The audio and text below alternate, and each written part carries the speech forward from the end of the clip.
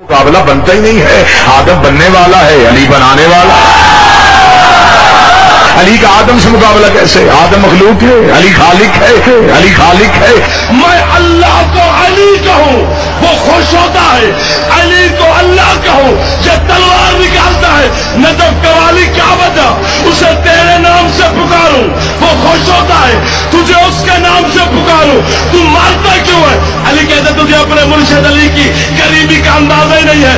الو کا پٹھا یہ نام اللہ اسے میں نے دیا تھا، جو چیز علی دے دے وہ واپس کبھی لے دے. یہی مطلب ہے میرے مولا کے اس خطبے کے جملے کا، انا العابد انا المعبود.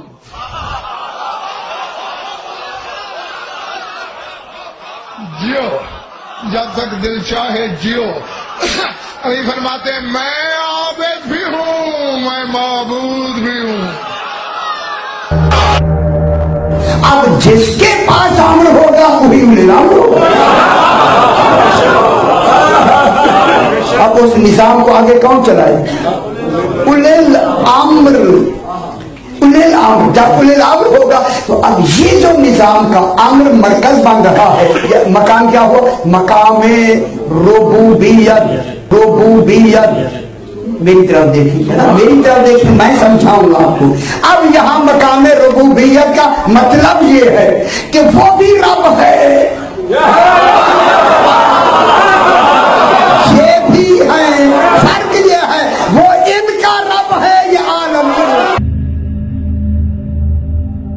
سجدہ علی جو ادا کر رہا ہے، خدا کی عبادت خدا کر. اسے کہا اگر تو نے اللہ دیکھا ہے ابو طالب کا بیٹا منبر نہ چھوڑنا. یہ دعویٰ آدم نے نہیں کیا، یہ دعویٰ نوح نے نہیں کیا، یہ دعویٰ ابراہیم نے نہیں کیا. موسیٰ طور پہ جاتا رہا، اس نے نہیں کہا میں نے اللہ دیکھا ہے. پہلی بار تو نے کوفے کے منبر پہ بیٹھ کے کہہ دیا تو نے اللہ دیکھا ہے. اگر تو نے اللہ دیکھا ہے پھر بتا اس اللہ کا قد کتنا ہے، اس اللہ کا چہرہ کیسا ہے، اس اللہ کے بازو کیسے ہے، اس اللہ کا سینہ کیسا ہے.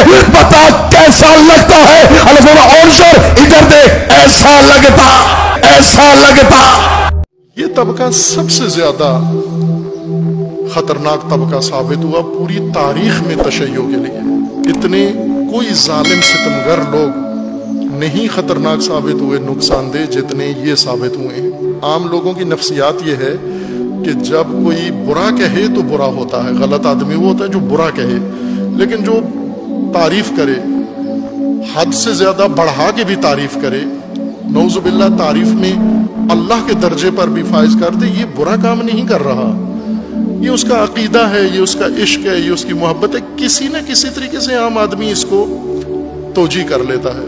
ائمہ ہدا علیہ السلام نے شدت کے ساتھ غالیوں کے ساتھ مبارزہ کیا ہے. ہر امام نے نہ صرف بیان دیا ہے، نہ صرف تبصرے کیے، نہ صرف پریس ریلیز یا کوئی حدیث بیان کر دی ہے، بلکہ عملاً اقدام کیا ہے اور اپنے شاگردوں کو عملی اقدام کرنے کا حکم دیا ہے کہ ان کو جا کر رسوا کرو لوگوں میں، ان کا فساد بتاؤ جا کر لوگوں کو. جیسے امام ہادی علیہ السلام کی وہ حدیث ہے نا کہ یہ ممتورہ ہیں، یہ اس نجس کتیا کی طرح ہیں، ان کی اپنی مجلسوں میں ماتانے.